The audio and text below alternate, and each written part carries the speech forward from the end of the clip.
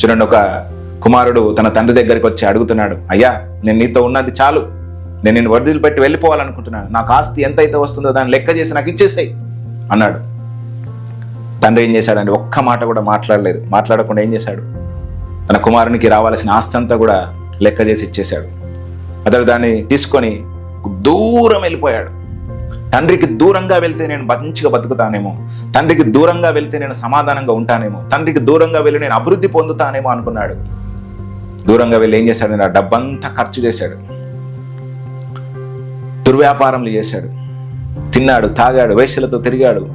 అక్కడ సుఖం ఉంటుందేమో, ఇక్కడ సుఖం ఉంటుందేమో, తండ్రి దగ్గర ఈ రిస్ట్రిక్షన్స్ ఉన్నాయి, తండ్రి దగ్గర ఈ పనులు చెప్తా ఉన్నాడు, తండ్రితో నేను ఉంటే నాకు సమాధానం ఉండదు, ఎప్పుడు ఏదో ఒకటి అంటాడు, కాబట్టి నేను స్వేచ్ఛగా ఉంటే నాకు సమాధానం వస్తుందేమో, స్వేచ్ఛగా ఉంటే నేను ఆనందంగా బతుకుతానేమో అని చెప్పేసి తండ్రికి అతడు వేరైపోయినప్పుడు, తండ్రి ఇంట నుండి అతడు దూరం వెళ్ళినప్పుడు అతడు చివరికి రిక్తుడుగా చేయబడ్డాడు. పందులు తినేటువంటి పొట్టుతో తన కడుపు నింపుకొని ఆశపడ్డాడంట.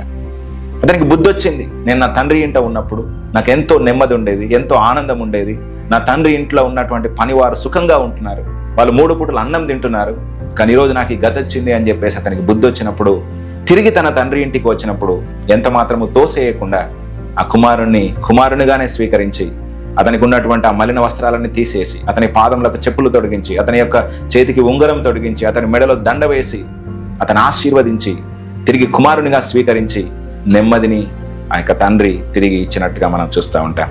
ఈరోజు మనం దేవునికి వేరై దేవునితో సహవాసము చేయకుండా, దేవునిలో మనం నిలబడకుండా, దేవునితో మనము సాన్నిధ్యంలో మనం ఉండకుండా నెమ్మది కలిగి జీవించడము అంటే అది అసంభవం.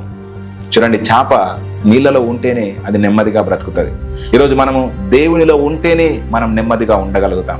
ఒకవేళ మనము లోకంలోనికి వెళ్తే ఎట్లా ఉంటుందంటే మన అశాంతి, మన అసమాధానానికి అది లెక్క అనేదే ఉండదు.